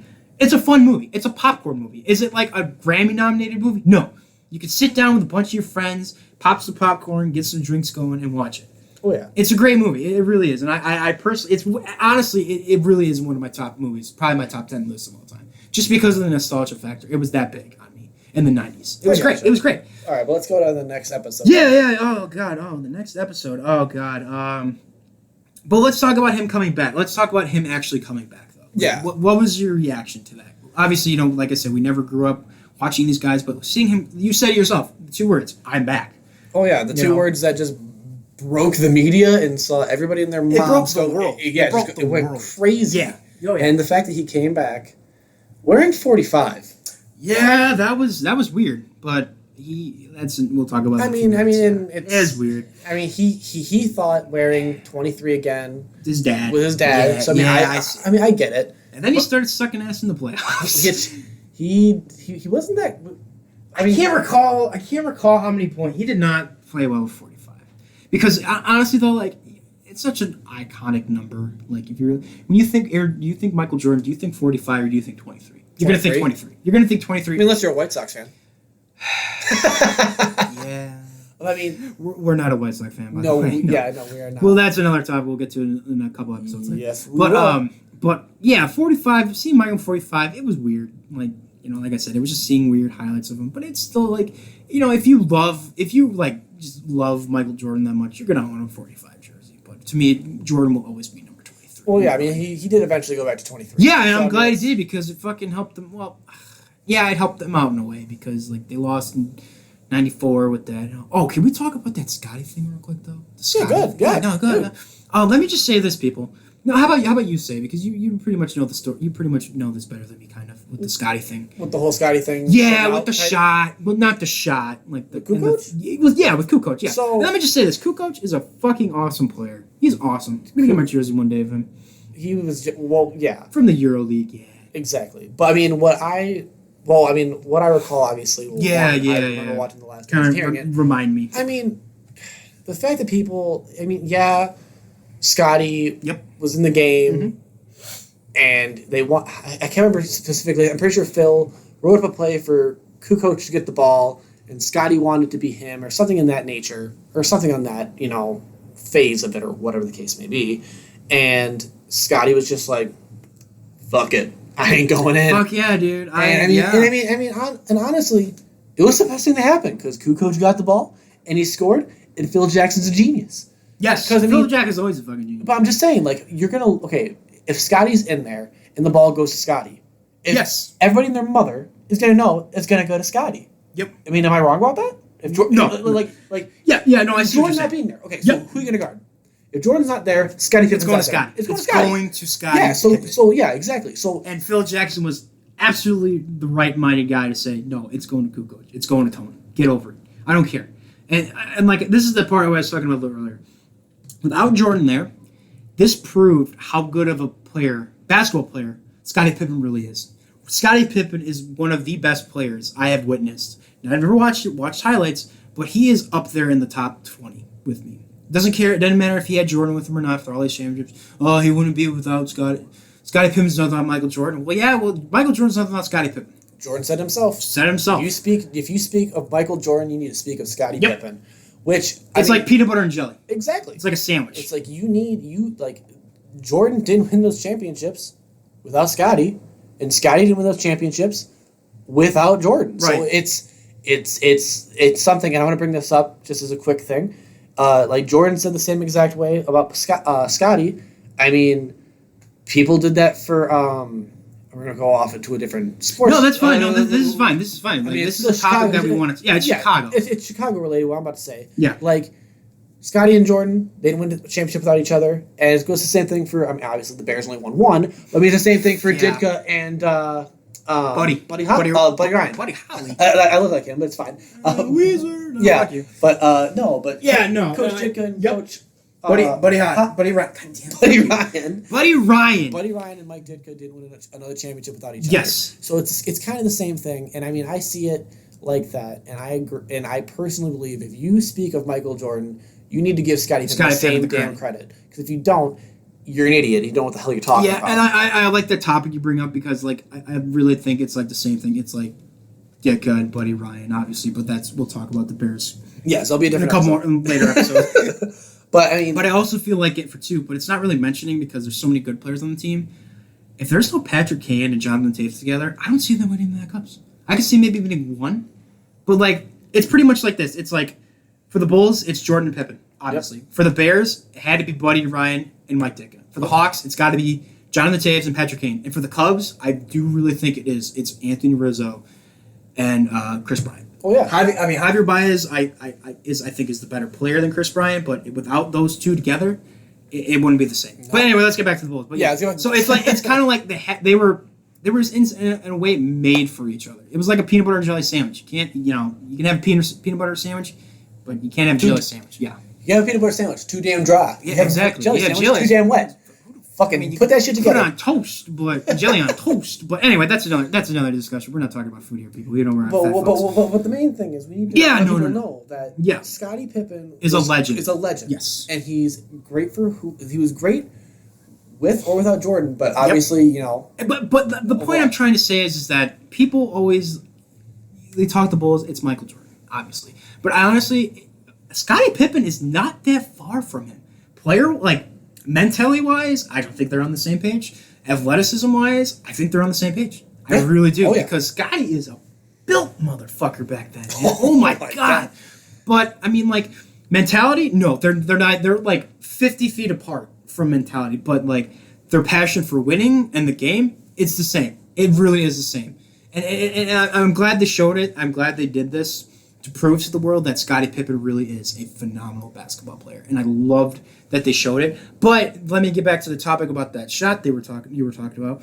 I do agree with you. I do think Phil Jackson made the right call. Oh, hell yeah. Because I really think if Scottie Pippen would have took that shot and missed, I don't know how his career would have gone. Because obviously, Jordan came back, but it was the right call. And I applaud Scottie for being the player that he is. But for me, and see how his teammates reacting, especially Steve Kerr, but we'll get to him in a few minutes. Steve Kerr, man, he really gave that emotional speech and said, Scottie, you really let us down, man. And, he started crying. But then again, he said, I'd do it again. I mean, Scottie, that's one thing. Scottie was definitely very, very... He was a very vocal man. And we'll talk about this towards the end. The contract situation is another thing we're going to talk about, too. But it was very heartwarming to see Steve Kerr stand up, and even to this day in 2020, almost 20 years later, to say he's shedding a tear talking about it, and it's like, you know what, Steve Kerr is right. Scottie, you did let the team down. Even if you didn't hit the shot, you should have been on the court with your team, man. I mean, Kukoc. I'm glad, but in hindsight, I'm glad in hindsight Kukoc took the shot. Yeah. Because if he didn't, I don't think it would have went in any other player. Because like I said, if Scottie missed it, who knows what would have happened. Maybe his mentality would have been gone. Just like that. But I really applaud Phil Jackson for doing it. And, you have to give Pippen the credit. The way that people are talking about him now, and apparently he's all quote-unquote pissed off at Michael Jordan, I do think Scottie Pippen is also an asshole. He can be. Not as big as Jordan, I don't think, but Scottie can be a little prima donna. I mean, and that's nothing against Scottie Pippen personally. And like I said, I'm probably never going to fucking meet him in my life. But, you're acting like a little spoiled brat. The world is not given to you. You have to earn it. Then again, yes, he's earned his spot, in the team. Oh, yeah, he definitely But you did. cannot complain when your coach, who is probably the best coach at that time in the league still, giving the ball to another player, you can't just sit there and pout. Because what if it misses and you can go for rebound and tip the shot in? Yeah, it had to be a 3, but still, what if it was in a different situation? You could have ran up there and tipped it in. You could have been the hero. Great. But in the hindsight, you still won the game. Did you win the finals? No. But you still won. Exactly. That's what matters. That's what mattered the most. And I'm glad, Scottie didn't say it on camera, but Steve Kerr said he did apologize, which I applaud Pippen for a lot. But in the same time, it just felt really disheartening to seeing it and happen. Yeah. But I'm glad that, it happened. So anyway, episode 9. The quote-unquote flu game. Oh my God. Yeah. The fact that there's wasn't even a flu. Yeah. Not a flu game. The fact that it was a bad pizza. It was food poisoning. Yeah, food poisoning. I work with a guy that grew up I worked with a guy that grew up watching this team. He didn't even know that. He's older than me. He said everybody back then thought it was the flu game. Everybody did. Yeah. Even before this document. I guarantee if you asked anybody ever who lived in Chicago or watched the Bulls back then, didn't matter. Everybody basketball knows in general. Game. Well, everybody knows it's the flu game. You see the pictures of Scottie and Jordan walking up the court, holding them. Yeah, him fucking dying, sweating all the time, putting a towel over his head, drinking a shit ton of Gatorade. Yeah. So everybody knew it was the flu game, and the fact that it was food poisoning from the night before, from a pizza, it's holy shit. And why the fuck weren't you up at McDonald's? I mean, Jordan said he wanted a pizza, so he was Jordan was probably fucking endorsed by McDonald's then, but yeah, anyway, whoever, I don't know if you'll ever hear this, or whoever you are, whoever delivered that pizza or made the pizza, you purposely, intentionally made that pizza. Whatever you did to it on purpose. Well, see, I don't okay, give a shit what that anybody actually brings says. a really good point because I was listening to Yeah. 670 The Score, not a sponsor because we're not fucking big enough to get sponsors at all because we're pieces of shit. Yet. Keywords yet. But I was listening to The Score because, Chicago, and they said that they had the guy, the guy who delivered the pizza and supposedly made the pizza on ESPN and all this shit. And I'm like, if you're the guy who delivered a pizza to Michael Jordan and you're saying it wasn't, messed with or anything like that, or he didn't get Which it food poisoning from probably it, but I mean, like, he said that he was a Jordan fan and this, that, and the other, and blah, blah, blah, blah. Yeah, quote. I mean, if you didn't do it and it was a fluke and he just had food poisoning just because of whatever, fine. But I mean, if you're a guy who says, "Oh, I delivered a pizza to Michael Jordan," and you're bragging to your You're other pretty friends, fucking cool. I mean, it's pretty fucking cool. I'm sorry, if I was at the hotel manager that Jordan was staying at during that night, he's like, "Hi, can we get her some shampoo? There's no shampoo in my bathroom up to let's see, 237." And I hope people got that. Hope people got their reference. Like, yeah, sure. And you bring up shampoo, and Michael Jordan opens up the door, and he says, "Thank you," and closes the door, and you're just gonna run down the hallway like a little fucking squirrel and said, "Guys, I just gave soap to Michael Jordan." That's pretty fucking cool. I mean, also, I'm pretty sure he sells a Pizza Hut pizza. No, I can't remember if it was, but all I know is that they went around. I'm sorry, who isn't open at 10:30 at night for a fucking pizza? There's a lot of people that are open for night. Okay. 90s is different. I was Whatever. about to say, in defense of the 90s, this is Yeah, we weren't yeah. born then. Yeah, true. But I mean, I have to keep bringing that up, people, so don't fucking hate us so we don't know much. Yeah, but I mean, I just gotta say, that's, I don't know. I mean, I'm pretty sure. I don't know if it was. I don't remember exactly who it was in The Score who said it. He was like, if you specifically remember giving a delivery to Michael Jordan and you say it wasn't tainted back then, Right. okay. But if you're telling everybody and your mom, no one's gonna be like, oh yeah, I was the guy who poisoned the fucking pizza. You're gonna be How the fuck do you hunted know? down. You're gonna be manhunted. I'm just saying, you're gonna come out and supposedly say you're the one who delivered the pizza. How the hell do we know? Yeah. How did ESPN find this guy? Yeah, especially that. It's You're ESPN. doing it They for can money. do whatever the No, fuck. but I'm just saying, the Yeah. person's doing it for money. He's doing it for fame. Yeah, I guarantee. kind of like that fucking Pacers girl, but we'll get to her in a minute. Yeah. Oh god. But Seems like great. if you, I'm sorry, if you're gonna let's say this, even if the Bulls did lose the series to the Jazz and the Jazz won the championship, would you not think that it'd be a cheating scandal? Would you not think that somebody intentionally got Michael Jordan 6 so the Jazz can win the championship? It doesn't necessarily, the thing kind of reminds me of the Houston Astros thing, but that's another topic. But you intentionally did something to another player, or the Astros things, players that made you win the game. That is the most disrespectful thing you could ever do. I don't give a shit who you're playing. If it's Michael Jordan or Scott Burrell, you should be ashamed. If the Jazz won because of a pizza incident, you don't deserve the ring at all. No offense, in my opinion. I don't whatever your opinion is. It's cheating. It's hands down cheating because you don't know if that let's say someone in the Jazz front office could say, "Hey, deliver this pizza to Michael Jordan." And I'm not saying that's true. But it's possible that anything could have happened if the Jazz won that series. Yeah, and again, I just want to reiterate that we are not calling anybody else out. No, nor we're just, are we we're just making stating accusations. opinions. We're just stating our opinions of what could possibly happened or whatever. We're not, we're not blaming anybody. In all honesty, and I gotta give a lot of respect to the Jazz franchise too, because they have the two best players in the NBA history with Karl Malone and John Stockton. But I mean, and that it's just a whole thing, and I'm glad it. If the Jazz would have won, fine, whatever. But we didn't have the second three-peat. But if they would have won because of that pizza incident, that's a shame. That is a shame. Yeah. But, I mean, it didn't happen that way. And no offense to you Jazz fans, if you're ever out there listening, it's not a big blowout of you guys. I'm just saying, it really would have sucked. Because, in all honesty, you could die from fucking food poisoning. I hope you know that. You could. You could die. So, if the Jazz did win and the pizza was delivered by somebody and killed Michael Jordan, that's tainted the thing, because people are going to be like, oh yeah, you remember that finals with Karl Malone and fucking John Stockton beating Michael Jordan. No, that's going to be saying, oh yeah, that's the finals that Michael Jordan died because he ate pizza. Like, give me a break. Which sounds like the most least Chicago thing I've ever heard. Yeah, and because Chicago pizza's so goddamn good. I don't know. Oh my god, but it was just annoying to see. But anyway, after that final, let's get back to the next season and let's talk about Steve Kerr. What do you think about Steve Kerr as a player? We already know him as a coach. How do you think of him as a player?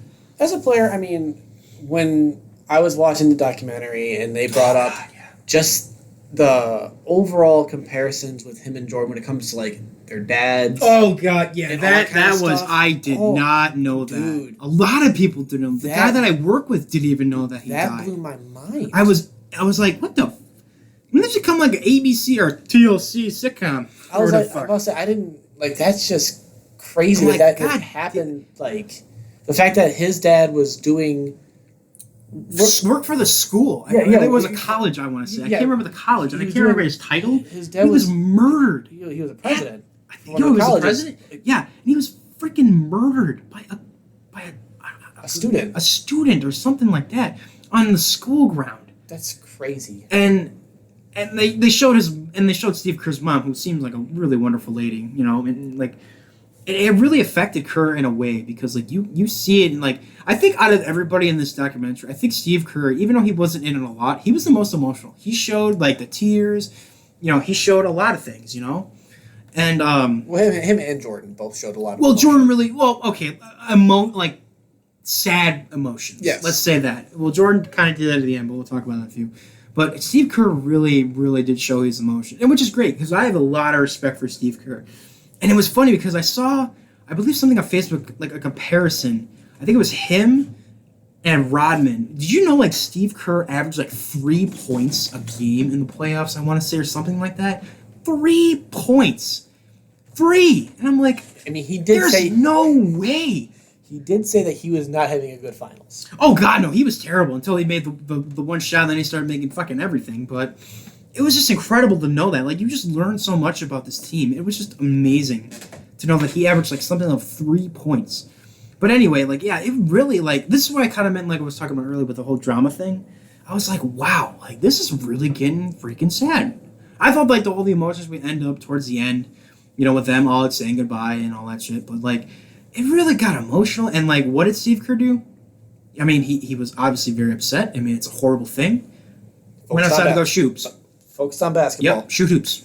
And he wasn't even in the NBA. I think he was still in college. Yeah, he was still in college. He was still in college when it happened. And he just shot hoops outside of his house because him and his dad loved basketball. I remember him saying, like, they used to go to the stadium where UCLA play, and it was just, like, a magic for him. And it was great to hear that. But Steve Kerr as a player is really an interesting one because, like, when you think of Steve Kerr, do you think of him as the player or as the coach we know of him now? Well, being a Chicago fan, I knew he was on the Bulls. Okay, but if you weren't a Chicago fan... If I wasn't a Chicago fan, the first thing I think of is, Steve Kerr, the head coach of the for the fucking Warriors, yeah. But, like, Steve Kerr as a player and as a coach, overall, high regard for him. Oh, yes, absolutely. What, right? Yes, absolutely. The guy is amazing. Honestly, other than Jordan, is Jordan, but I think, honestly, he was the best storyteller. He, like, for the time he was talking, he was probably the best storyteller. He really was. I think so. Oh, yeah. But, I mean, yeah, then they made the shot, and it was just awesome, and then, like, they celebrated the final. I was like, God, that was so awesome. And then let me just say this right now. I'm going to say this right now. I know I'm going to get a lot of people probably pissed off at me. You don't even know who I am. But, unless you're on our Facebook. The Bulls team that won 72 teams, what the fuck? That's had 72 wins, is still the greatest team of all time. Why? Because they have the ring. I don't give a shit. Yeah, Steve Kerr coached that team to 73 wins. Don't have a ring. You don't have a ring to prove it. I'm sorry. And I'm not taking anything away from Steph Curry, Klay Thompson, Andre Iguodala, all those guys. But to not have a ring is quite a monumental thing of not having, because I still believe to this day that the 90s team, the Bulls, when they won 72 wins, is still the greatest team of all time. Well, yeah, plus hands down. Even then, okay, in '96 when they did win 72 games, I can't remember the fucking year. God damn, I'm terrible. But 96. It was 96. Was it? Yeah. Oh yeah. Fuck. But I'm bad with years. You're welcome. But the fact that they won 72 games, okay, and you can find this on Amazon, eBay. They had shirts made Yeah. that said, "Don't mean a thing without the ring." Without the ring, yep. So I mean, you can say, "Oh well, the Golden State Warriors won more games." Klay Thompson, Steph Curry. That's great. They're amazing players for their time, but they don't have a ring. I mean, if They don't. Well, we're phrased. They have rings, Not for that season, though. but not for that season. If they would have won that season, okay, it's a little bit different. Yep. I mean, personally, I would put them up. Honestly, if they did win that ring, when they won 73 games, for me, they'd be tied. They'd be tied. They wouldn't be above. The Bulls team wouldn't be above. But then again, it's another topic, but two totally different, two different times of basketball. Where now defense really isn't a thing because, back then when Jordan played, fuck you, right in the face. Punch you right in the face. It hit you pretty hard. Yeah, but I mean, I gotta give credit to Steve Kerr, man. Seems like a great guy and such a fun. He'd be such a fun player to coach. I mean, God, he was so good. I mean, he was so underrated too. He was probably under what's obviously Jordan, Pippen, Rodman, Phil Jackson. I would say probably underneath him would be Steve Kerr. Steve Kerr, hands down. Oh, without a doubt. Absolutely. I mean, the guy was awesome for the Bulls. He was so fun to have, and the one thing he said at the parade, he took over the shot for Jordan because he's the man now. It's funny. And Jordan probably in the back of his head is fuck you. Oh, Jordan was laughing. He thought it was funny. Yeah, I know, but Jordan, he's always laughing. But it's now come time to episode 10. What did you think about episode 10 and what? We'll talk about how everything ended and all that. But how'd you feel about episode 10? Specifically with the shot, or well, yeah, for sure, the shot. Why not? The shot was the last dance. But how did you feel about the last season? What did you how did you feel? Because this is even before the season even happened. Because Jerry Krause came out and said it doesn't matter if Phil Jackson wins 82 games, he's not coming back. Yep. So how did you how would you would have if you were witnessing the Bulls back then? How would you would have felt about me now being back then, Yeah. in the age I am, knowing what I know? Yeah. How would you feel about hearing that your general manager said that Phil Jackson will not come back, even if he wins 82 fucking games? That's fucking crazy. It is. You're telling me that the greatest coach at that time, and now to me, Probably all still time, is. Probably still is, yeah. You're telling 11 me rings. 11 rings. Remember that, people. 11 rings. You're telling me he is going to be gone, even if he wins 82 games In a in championship. you're going to fire him. Why? So you're going to get rid of a coach that would do 2 3-peats. Mm-hmm. And which, by the way, he had 2 3-peats. Yeah, let's just say that. 2 3-peats. So, and you fired him.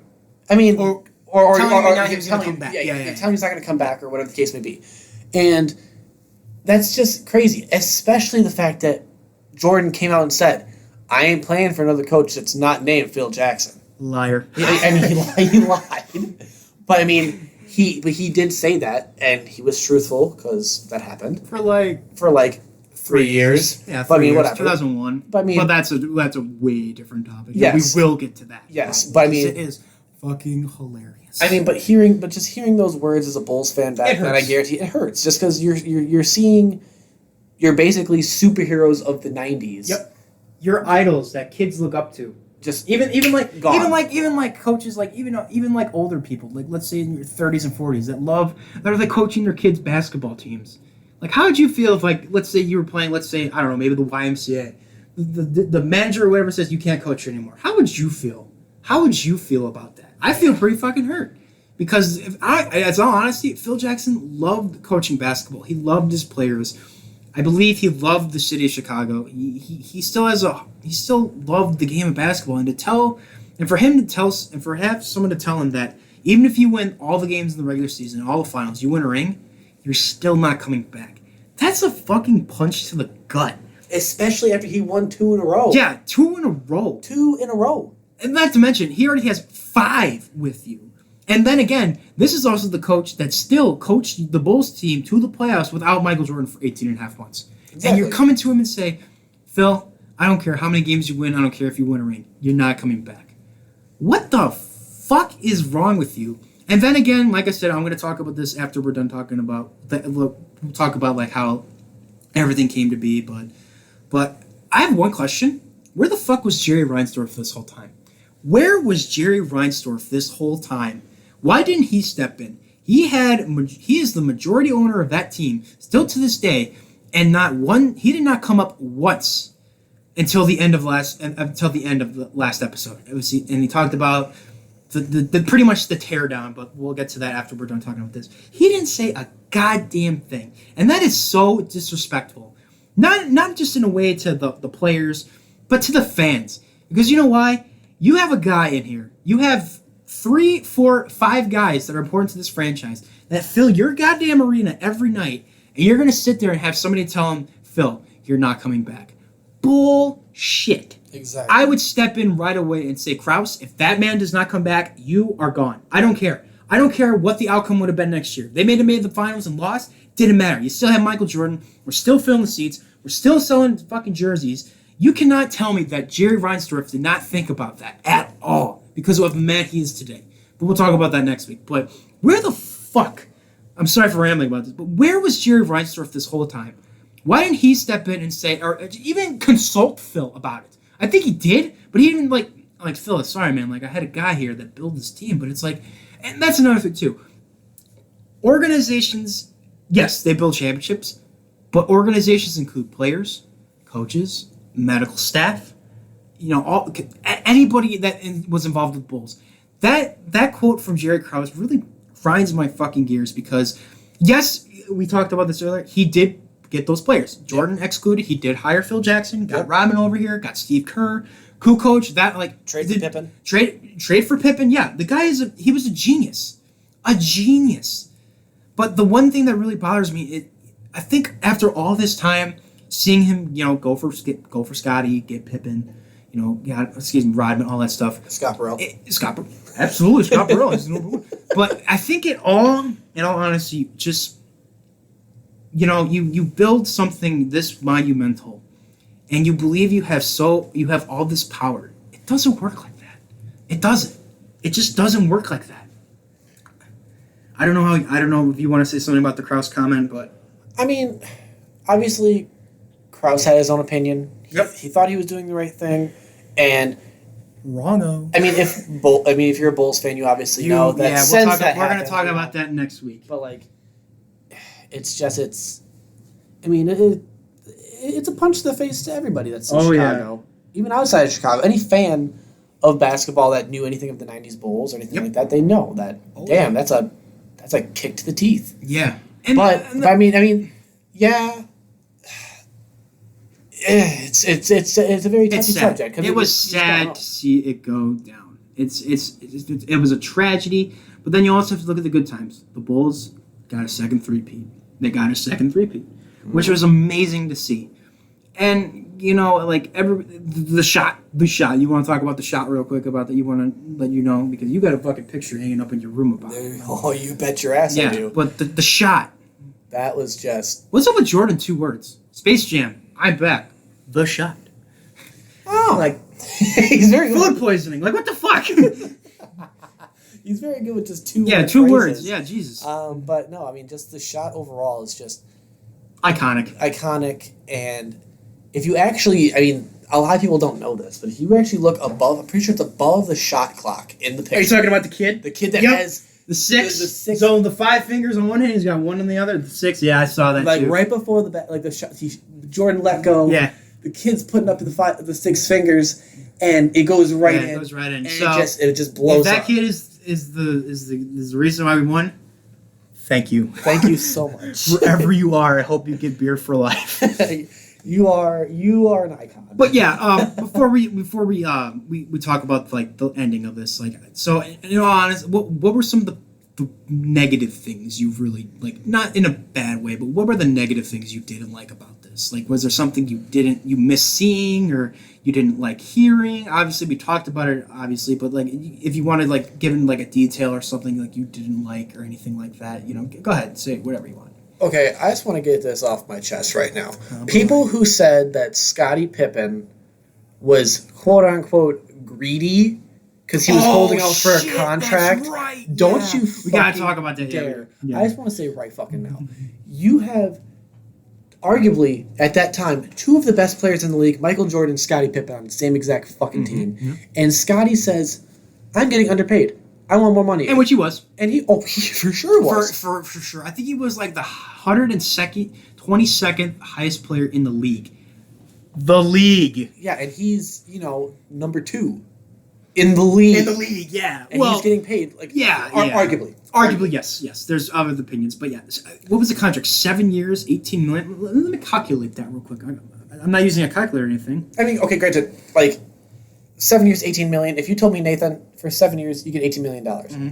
I'm going to sign that contract faster than I can go pee. I'm going to fucking go at it. You're making $2.5 million a year. And to a bunch of schlubs like us. Two schlubs like us, that sounds great. Yeah, dude. I could do a lot with freaking $2 million a year. Are you kidding me? But I do. Scotty was very underpaid, and he was very vocal about that. I mean, is that like a negative thing that you didn't like he was so negative, or? No, I liked the fact that he was negative and vocal about it because people. So you're just talking about like little tidbits, what you did like, what we didn't really talk about. Yeah. Okay. Yeah. Just the fact that he was underpaid as a player. Okay. And he got, I wouldn't say it's mistreated, but he got shafted. He got shafted. Got shafted. And the fact that Jerry Reinsdorf said in the thing, you shouldn't sign this contract because we don't think it's not a good contract. He said that for the first time when they were doing the meeting for it. And I gave a lot you said Jerry Krause or Michael Reinsdorf, I can't remember. Jerry Reinsdorf. Okay, I give Reinsdorf a lot of credit. He said it himself, people. You got to give Jerry that credit. He said it himself, but Scotty wanted the money. Scotty's exact words were, because Scotty cared about taking care of his family, and I give him 1,000% a right for that. Because he took that money, he gave it to his mom, right? To his brothers, to make sure that everybody was okay. And let me just say this to the people that are growing up now. If you ever listen to this, $2 million compared to now was a lot back then. A lot of money back then. Seriously, $2 million now that's for rich people. That's like pennies. For us, it's a fucking dream. Oh my god. But if you I highly have respect Scotty for signing that contract for his family, but you also have to look at the fact that he signed it for the family, but maybe you could have been negotiable more about it instead of I want to trade now. Like come on, Scotty. I get it. The money is money. Yeah, but if you also remember too, I'm going to recall from your memory here that in the documentary it shows a footage of Jerry Reinsdorf saying, "Do not come to me for contract negotiations." Mm-hmm. Oh, that's right, he did. He did say that. So he said, "Okay, hey, this is a bad contract." Okay, and then now. Yeah. Okay, and then back then he said, "Oh, don't come to me for not contract negotiations." Right. So, okay, if you're willing to give him more money the next following year, why not give him the contract the year prior, like you did, and then give him a raise? How hard is it just to pay the guy? Keep your guys happy. But instead, you made him pissed off. Yep. Ask for a trade. They weren't going to trade him. I'm very glad that they didn't. But I knew they weren't going to trade him. Even probably back then, I knew they weren't going to trade him. Really? I don't think they would have. If they had a good... Dude, I keep hearing rumors that there were so many great trades coming in, and yet Krause didn't pull the trigger. There was multiple. And there you go. So, hey, screw it. If they weren't going to trade him anyway, why not make the fucking guy happy? Yeah. How hard is it? Especially because that contract was so friendly. Oh my god. Yeah, my god. People would not... Fuck, dude. If someone would have pulled the trigger on Scottie Pippen at that age, with that cheap of a contract, I'm pretty sure that franchise would be the steal trade of the year. Oh, yeah. Back then it would have been. Oh my god. Now, nobody would ever sign that contract. Exactly. Nobody. Unless you're me or him. because we're poor. But anyway, and we can't play basketball. Yeah, we can't play. We're white. But anyway, so that was the really only thing you really didn't like. That's the kind of thing you ever kind of vocal about it. Well, that and now it's not the whole Isaiah Thomas thing. Yeah. Him getting upset and coming out and saying things about the Pistons and being on the radio and getting upset about it. Yep. Like I said, 6-7 score. Again, not a sponsor, but whatever. Never. But they brought up a really good point that back then, the city of Detroit loved the Bad Boys. They did. They loved just how fucking brutal they were. Even if they didn't win championships, it'd still be a treat just to go to the Palace and just watch them punch people. Oh, exactly. It's like going to a boxing match. They said it themselves though. if you come into our house, you can beat us, but we're gonna beat the shit out of you. Yeah. And Then that's they accurate. took a physical toll on him, man. Yeah. And plus, I mean, like, because like the score said that him saying that people, the media or Jordan saying that stuff is hurtful to him, but not only hurtful to him, it's hurtful to the city of Detroit. Right. Wrong, because even as going to be quoting it off, Bears fans in '85, I guarantee Bears fans Still weren't there. I mean, again, definitely we're not there, but to see the brutality of that defense just beat the shit out of beat every the opponent. Fucking shit out I of don't each care other. how fucking mean they were. That was awesome. Watching those clips, I mean, I go, ow, that hurts. They almost killed a quarterback in Owie. Detroit. Yeah, but let me just say this in like a topic about. Like, I like where you're going because this brings up a good point. If let's rephrase. Let's talk about the Bears again quickly. But the '85 Bears, if they weren't mean like they were, they wouldn't have won. No, they would not have won. And like, let's say, let's bring it back to Jordan. Jordan's mentality to other players, Scott Burrell. If Horace his Grant men- taking his food? yeah, Horace. Yeah, that's but if Jordan wasn't like hard as he was, granted, he comes off it as an asshole, yes. But like I said earlier, I don't think it would have pushed the Bulls hard enough to where they would have been without him, because like his mentality was so right there in the moment. But as soon as just poof, it just took off. So I don't think without Jordan's tough mentality on the players, I don't think they would have won either. I really don't. No. No, It's I like mean, the '85 Bears. You're right. I Like, mean, if the defense did not play as hard as it did, or didn't want to kill the quarterback, they wouldn't have won. well, no, and plus, like what Jordan said in the documentary too. It's like, yeah, you can say that I was, a dictator and that kind of stuff, or a tyrant, but Yeah. that's because you never won anything. And he has. Yeah, absolutely. Yeah. So, I mean, if you have a winning mentality and you know what works to win, why wouldn't you keep doing it? Yep. Push the players, and he also said too, you can ask all those players, any of them. Michael Jordan never asked you to do anything that he didn't do himself, Yeah. and he busted his ass all the time. Yeah. Absolutely. But I think we should get on to the ending of the set. Yeah. You can go ahead and start it off. You can start this one So, off. the end of the Last Dance, they talk about like, This is where Jerry Reinsdorf finally shows up in the last episode. yeah, he just magically pops up like the Yeah. fucking Wizard of Oz. He ain't that magical. Exactly. Neither is the Wizard of Oz. Yeah, true. Fake. Exactly. But he comes out and he's like, well, I had a meeting with Phil saying, you won that 6th championship. You deserve to go for a 7th. Yeah. Because he said, the media would be such a backlash if we didn't do that. Yeah. Okay. Well, then why would you disregard Krause back then? Exactly. Why wouldn't you say any of that shit in the beginning? So you're just magically coming out being like, we should do this instead.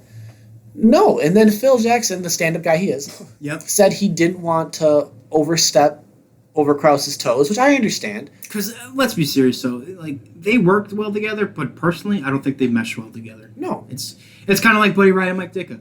They didn't like each other, but they worked well together. Yeah. The difference is Phil Jackson won more rings after he left. Obviously, But- yeah. but I mean, but still, you know what I mean, though. The Yeah. mentality. Oh, yeah. But I mean, just the overall, just the fact that he came out Yeah. and then said that, and then just the priceless reaction of Jordan watching it on the iPad. Which, the fact that they had the iPad so many goddamn times. Which is, by the way, that brings up another probably Jordan meme, another one. But Oh, billions can of we them. just quickly say that I'm pretty sure we talked about this before, like on a car ride, but Jordan said he's not been interviewed in his house. Where the fuck is he being interviewed from? Because if that's like his like getaway house or like his fucking tool shed, what the where were you the whole time? Like seriously, like, where were you being interviewed? That was not my house. What is it? Your fucking 5th house? Is it your beach house? Like where the hell were you being interviewed? That's it. Don't matter where he was, but I'm just like, motherfucker, you got like the what? He's rich. I know that, and I give him a lot of credit. He's a brand. He's Jordan, but like, where the fuck were you being interviewed from? But That's no, not your house. Where were you at? but like what I was saying though with the Yeah. whole thing, Jordan listened to what Reinsdorf said on the iPad, Yeah. and he's just like, if you're willing to tell Phil he can come back the next year, Yep. don't you think he would have came back and tried to go for a 7th? Yeah, I think everybody would have. Even Scott Burrell. I mean- when he was in, yeah, even Scott Burrell. Yeah. I mean, it was my thing is that if you think about it, could Jordan convince Rodman, Pippen, Yeah. and all those guys to come back? Yeah. Maybe back then, maybe maybe he could have. Yeah, maybe. But if you think about it, if what Jordan said is true, he said he could convince all those guys to come back. Don't you think the director of it asked that Who, question? by the way, really did a fan-fucking-tastic job on this doc. This is the dude that also did the 85 Bears for the ESPN films, and that was great too. But this guy really knows what he's doing. Oh, Yeah. go ahead. I'm sorry. But I'm just saying, like, wouldn't you think that that'd be one of the questions to ask? Be like, hey, Jordan said that. Everybody on one-year contracts. Would you do it again? Yeah. Yeah. But I'm just saying. Don't you think he would ask that question? Yeah. But I guess it didn't come out to be that way. Or they all fucking said no. That too. I mean, like, let's be serious though. I mean, What you could have said now is completely different. What you could have felt back in the 90s. I bet you a lot of things. I can't say Jordan would probably take back some of the things he said, but I'm probably sure a lot of players would say take it back. But let's be serious though. Phil said it, like Jordan said it himself. Like everybody was just like tired. Everybody was like exhausted. I think Phil said himself he was ready to step away before he started coaching the Lakers again, and he did. He stepped away for a couple of years. Yeah, but he was. I think honestly, two three-peats in the 90s. That's a big accomplishment. And I think everybody was just burned out. Oh, like they were just done. Like obviously they kept playing basketball, but playing together again. Like let's be serious. I think Jordan was either 34 or 35 the last time they won a championship. That's pretty old that's pretty old. Like a lot of players, they would consider still playing. Like take example for Vince Carter. He's not a star anymore. He's playing for the bench if he continues to play. But Jordan was 34 and 35. He had a terrible ankle injury back then when he first started. He had fucking food poisoning that we now know back of the last year. And like this guy was getting beat to hell this whole year again at 34 or 35 years of age. And he said it was his best year. And it was his best year, in my opinion. Was what he said. Yeah. He said he was in his best physical shape. But that's besides the point. Could they have done it again? Yeah. But honestly, though, I think the way it ended, obviously with the front office, it was a sour note, but the way that they went out, what they did with Phil, like they had the coffee can, everybody wrote how they felt, and Joe wrote that poem. And it turned out Jordan loved his teammates, but he didn't really show affection. I think he was either the last or the second to last one to read this poem, and they all burned it. That kind of shows that, okay, I think everybody's ready to just step away from each other and just kind of, just go on holiday from everybody pretty much. So, but is that what you feel? Is that what you want to say? Because I kind of want to say something before we end this one. Our first episode, by the way. Thank you for joining us. Yes, but no, I like the last thing I just want to say. Yeah, please go ahead. With the whole coffee can thing was fucking great. Just say that it was a nice thing. I've never heard of that before. Like, Phil Jackson's wife, I guess you could say not ex-wife, I assume, but like it was. I can't remember what it was called. There was some kind of thing, and it helped out in a way. And I think it really did help them as humans, not as basketball players, humans, because. Even before, not even before The Last Dance was finally aired, Pippen's all pissed off. Him and Jordan were probably the two closest teammates from the 90s teams that stuck together. Yep. I mean, obviously, they're the ones who punch, but, like, you see them at games, you see them at events, charities, all that shit. And, like, they were really close. So I think in that kind of way, it helped burn, I guess you could say any kind of quote-unquote bad blood they have with each other, because like I know honestly, even with all the arguing, especially with like Horace Grant and Pippen, like they really do have a love for each other. Oh yeah, they really do. And that's what kind of special is. Like when you're a team, it's all brothers, it's a family, it's what happens. And sometimes families go through messy divorces, and that's what's happening right now as we're figuring out. But please go ahead and make your last point before I say something. Just the overall that, like, watching ESPN or anything like that, hearing all the people talk about it, Jordan says he eats at him every single day, thinking about the fact he could have gone for a seventh, and that hurts him. But they went out on top. They did. Like, if they would have went for a seventh and failed, would it still be the greatest teams? Yeah. Yep. But it wouldn't still have left to this day. Well, yes, but it wouldn't have been it wouldn't have felt as good going out on top, having 2 3-peats. You know what I mean? Like, it wouldn't be that. And the fact that they saw that, kind of, and they just did it that way, and how it ended up. Yep. Again, sour note for fans, but, I mean, it helps out the fact that the legacy of the 90s Bulls is 2 3-peats and no finals losses. Yeah, and that's the way it should always be. Also, I just want to add in a little Yeah, thing. go ahead, please, also, please. no Game 7s, just letting all those LBJ fans know. You can just... You're really gonna start this shit. You're really gonna start this shit on our first episode. We're gonna get so many fanboys from LeBron, but we'll talk about that in another episode. But okay, are you good? You got what you got out? I'm good. Okay, yeah. Well, the way I'm not trying to be a dick or anything, but like the way. Let me just say this. I'm not like in general. Like I'm not gonna get all political and shit, but this is what we needed during this time, this pandemic, the coronavirus. Oh, yeah. And it really helped a lot of people, especially myself. I was quite bored. I'm really glad they pushed this forward because this is what the world needed at this time. So, prayers throughout all the people that have lost lives or lost family members and friends to this horrible thing. But this is what the world really needed right now. Yeah. I think, and it was really great that they pushed it up. But my overall experience with this, it was probably, in all honesty, the best documentary I've ever seen. Have I seen a lot of documentaries? No, I have not. And did I see these teams growing up? No, I did not. But watching them and learning from them and seeing how much fun they had, you could say whatever you want about Jordan. He had fun. He had a lot of fun playing basketball, and he loved it. And it was just such a heartwarming experience. And I have to agree with you. The way that they ended the Last Dance was probably the best way that they could to go out on top as championships. Granted, would we all have loved to see them come back for the 7th? Absolutely. Oh, I guarantee it. But I think honestly, though, in my opinion, if it would have gone for another year, I think a lot of turmoil would have been worse. Like a lot of turmoil. But I'm just glad the way it ended. And I'm really, really happy that the world got to witness the greatness and all the behind-the-scenes footage, too. It was really a special treat that we all really, really enjoyed. I really enjoyed it. I give it a 10 out of 10. If you have not seen this documentary, please go watch it. Take the time. Let me just say this right now. I just want to say this.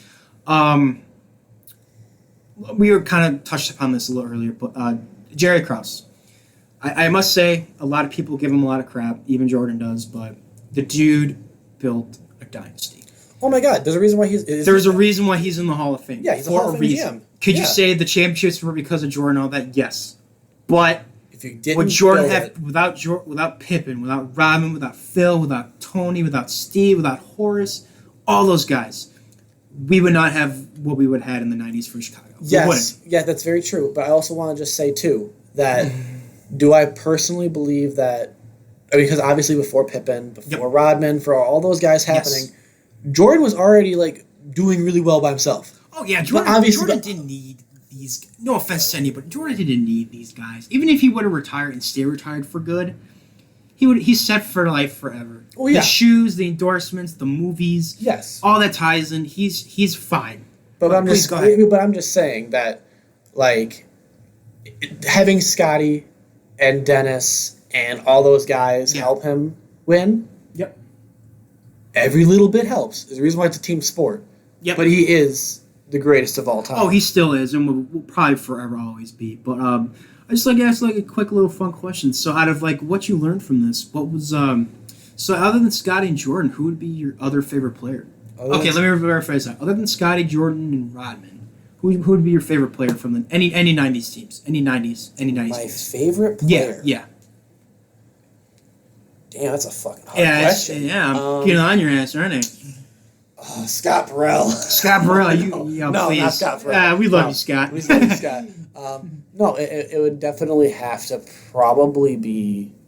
I mean, Steve Kerr is pretty great. Steve Kerr. But if not Steve Kerr, then Horace Grant, just because. Really? Just because the goggles. That's badass. That's kind of like Jordan's Air logo thing. I think Horace Grant's goggles or whatever the fuck they were. That's kind of an iconic thing too. But I like the choice. But for me, I feel like Tony Kukoc is probably, other than those three, probably my favorite Bulls player from the 90s because he came over, because if you don't remember, he played them in the Olympics. We didn't really talk about it. He played them in the Olympics, and he got his fucking ass kicked the first game, and then he came back and proved to Jordan and Pippen, all those guys that, excuse me, He can play in the big he leagues. can play. And when he came over, it was a lot of fun. He seemed like a generally great dude, and I loved his attitude. He never doubted himself to be a good basketball player, and I think that's why Tony Kukoc means a lot to me, at least. Yeah. He's a very good player, but I do have to say I would other than Kukoc, though, I would probably have to give it to Horace Grant as well. Yeah. Even with all the beef, he's still the guy. Like he's still. He was the Rodman in 91, 92, 93, pretty much. Not probably not as a good rebounder, a better scorer, yes, but the physical demeanor that he showed for the 91, 92, 93 seasons were pretty great. So yeah, I have to give it to Kukoc, but other than that, I give it to Horace Grant for sure. But yeah, I mean, I'm glad that the world got to see everything behind the scenes footage, and obviously, there's going to be all the fucking haters and all that stupid shit. But just appreciate that, like, during this pandemic that we actually got to see this stuff, and it was a really great ride. But I can't believe it's already over, though. I mean, it's been 2 weeks since it's been over, but I cannot believe it's already over with. And it's kind of a shame because, like, the world really needed this in this time, but I'm glad I caught it. And it proves to me that why, like, even though I did not watch these teams, I still love my Bulls, and I will always be a fan, no matter what the consequences may be, and we'll talk about that next weekend because there's a lot to talk about. Oh God, yeah. So yeah, yeah. Any final thoughts? Final thoughts, though. I just want to thank everybody who is listening to this. Yeah, God, we're sorry for your ears bleeding. If your ears are bleeding or the rambling, but did kill you inside. Yeah, but I would also like to say that I'm finally glad that I'm doing this with the one guy that I love doing this with. It's not you, but okay. It's me, but like I couldn't imagine doing it with another person, so I'm kind of glad we're finally putting this together, Nathan. So. It only took a year. A year and a half, but we were gonna start this earlier, but like virus. But yeah, I'm kind of glad I'm doing it with you. He's we're family. He's like my little brother, but yeah. So thank you guys for the first episode of the Windy City Podcast, and next week we're going to talk about the state of the Bulls franchise. So please come back, like, subscribe, and favorite. Thank you. And don't forget about that dumpster fire. And Scott Burrell. Scott Burrell. Thank you.